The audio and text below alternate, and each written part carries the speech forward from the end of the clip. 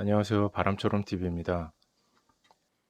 오늘은 건강에 대해서 좀 얘기를 해볼까 하는데요. 음, 요즘 치과 관련해서 이 건강에서 치과 의사들이 나와서 얘기를 하게 되면 이를 잇몸이 상하지 않게 칫솔질을 바르게 해야 된다고 이제 위에서 아래로 닦아라 뭐 이런 거를 굉장히 강조를 많이 하더라고요. 저 같은 경우에는 정말로 이거에 이제 집중을 해서 칫솔질을 좀 잇몸이 상하지 않게 열심히 했거든요. 근데 희한하게 적어도 2회 이상 하고 한 3회 내지 4회 정도를 하는데도 계속 이가 썩는 거예요.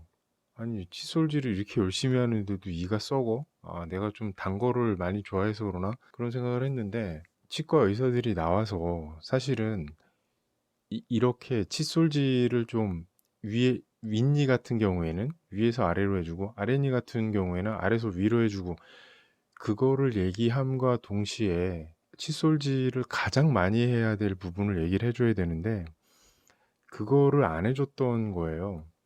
요 부분이 정말 잘 썩는 부분이거든요.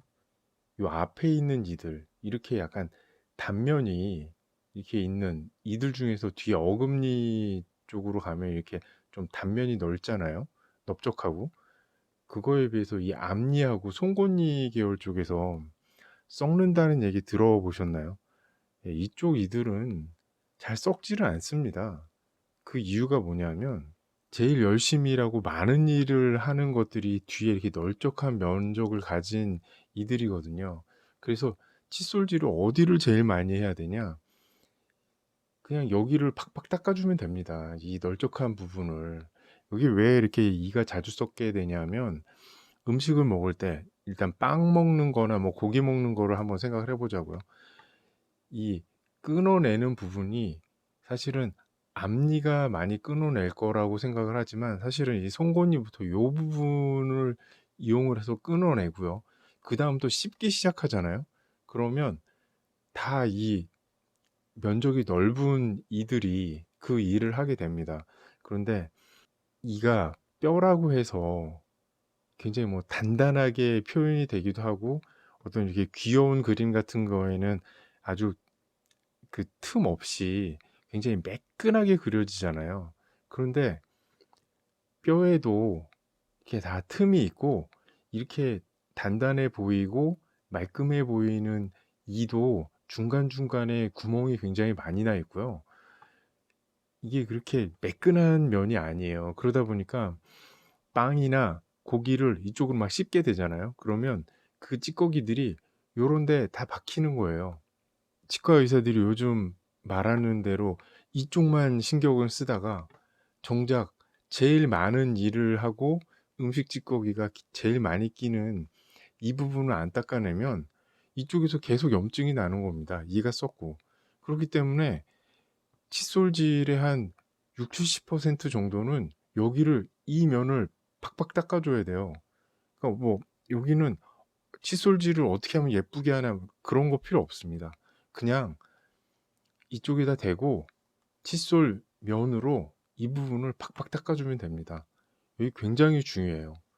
그리고 만약 시간이 조금 더 남는다. 그리고 내가 조금 더 치아 건강에 신경을 쓰고 싶다라고 하면 한번 그냥 간단하게 닦습니다. 그리고 입을 헹궈내고요. 그리고 약간의 치약을 평소 자기가 짜는 양의 한 4분의 1이나 3분의 1 정도를 다시 짜서 요 부분을 집중적으로 닦아주면 좀 더 좋지 않을까. 저 같은 경우에는 한 번 더 닦고 나서 이가 요즘 안 아프고 있어요. 예, 좀 적극 추천을 드립니다. 저 같은 버릇을 가진 사람을 게으른 깔끔이라고 부르고 싶은데 깔끔하고는 싶은데 되게 게을러요. 그러니까 잠자기 한두 시간 전에 미리 좀 닦아 놓고 물도 좀 마시고 그렇게 하고 나서 잠자리에 들면은 좋은데 꼭 잠자기 전에 이를 닦고 자는 버릇을 가진 사람들이 있습니다. 예, 잠을 자기 전에 이를 닦고 잠을 자면 꼭 이렇게 밤잠이 아니더라도 낮잠을 자기 전에라도 이렇게 이를 닦고 잠을 자고 나면 허리가 아픈 거예요. 뭐지? 뭐 운동을 과격하게 한 것도 아니고 근데 꼭 허리가 아픕니다. 근데 이게 가만히 보니까 허리가 아픈 게 아니라 요 허리 부분에 있는 신장이 아픈 거예요. 왜 신장이 아픈가 그랬더니 이 그 약한 치약도 이게 비누기라고, 제가 좀 원래 신장이 좀 약한 걸 수도 있는데 그 비누기가 몸에 흡수가 되고 그거를 걸러내는 작업을 신장에서 하다 보니까 그게 약간 무리가 되는지 허리가, 이 신장이 아프고 신장이 아픈 게 약간 허리가 아픈 것처럼 인식이 되더라고요. 그래서 제가 한 가지 추천드리고 싶은 방법은 일단 수돗물로 깨끗이 헹궈냅니다. 그런데 이 어떤 과학적인 근거가 있는 건 아닌데 수돗물로 헹궈내고 나서는 생수 있죠. 예, 생수 꼭 이게 뭐 삼다 뭐 그런 물이 아니라 본인 집에 있는 마시는 생수로 2번 정도 헹궈내고 한 모금 정도를 마십니다. 그러니까 수돗물로 깨끗이 헹궈내고 그 다음에 생수로 입을 2번 정도 헹궈내고 한 모금 정도를 마십니다. 어떤 분들은 자기 전에 물 마시면 화장실 가는 거 아니냐라고 얘기를 하는데 오히려 이렇게 한 모금을 안 마셨을 경우에 화장실을 더 가게 되고요. 한 모금 정도 마시면 오히려 화장실을 안 가게 되더라고요. 저 같은 경우에는. 그래서 꼭 서로 다른 종류의 물로 헹궈내시면 다음날 허리 아픈 게 줄어들거나 거의 증상이 없다. 개인적인 경험이지만 혹시라도 아침에 일어나면 특별한 운동이나 그런 걸 하지 않았는데 허리가 아픈 분들은 한번 이 방법을 써보셨으면 좋겠어요. 그리고 저 같은 경우에는 이 요구르트 먹는 걸 되게 좋아해요. 뭐 소화가 잘 되기도 하고, 예. 그리고 또 요즘 나오는 요구르트들이 굉장히 맛있거든요. 여기 뭐 설탕 무첨가라고 되어 있는데 이거 자체에 그 과즙이 첨가가 되어 있기 때문에 굉장히 다른 경우가 많아요. 그런데 과즙이 첨가됐다라는 거는 당분이, 설탕 기운들이 첨가가 돼 있다라는 거고 약간 배가 나오는데 좀 일조를 하죠. 제가 뭐 운동을 좀 해봐도 배는 잘 안 들어가는데 주변에서 너 설탕을 많이 먹어서 그래 이제 그 얘기를 해주더라고요. 예, 액티비아가 상당히 이 효과가 좋습니다. 다른 분들한테 모르겠는데 제가 먹어봤을 때는 굉장히 이 제품이 효과가 좋았고요.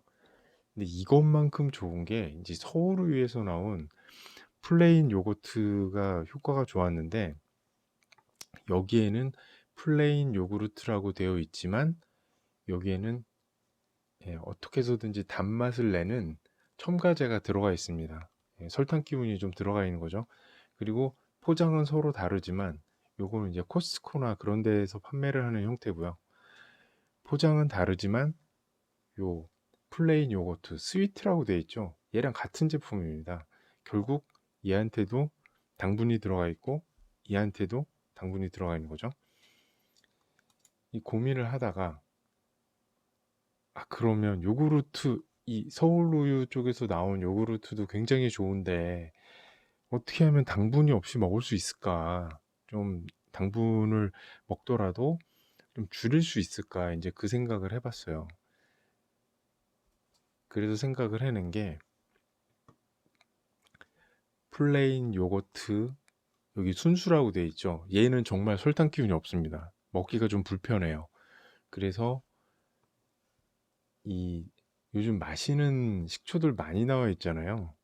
그래서 요렇게 두 개를 먹는데 먹기도 편하고, 예, 워낙에 이제 서울 쪽 요구르트들이 그 성능이라고 그래야 되나 효과가 되게 좋습니다. 그래서 요즘 이렇게 즐겨 마시고 있는데, 혹시라도 좋은 요구르트를 마시고 어 근데 그 요구르트에 설탕 기운이 없는 거를 먹을 때 좀 편하게 마시고 싶다 하는 분들은, 이렇게 요즘 나오는, 꼭 이쪽에서 나온 제품이 아니더라도, 예, 마시는 식초랑 서로 섞어서 먹으면 좀 먹는 게 편하지 않을까, 예, 그 생각을 해봅니다. 예, 이상입니다.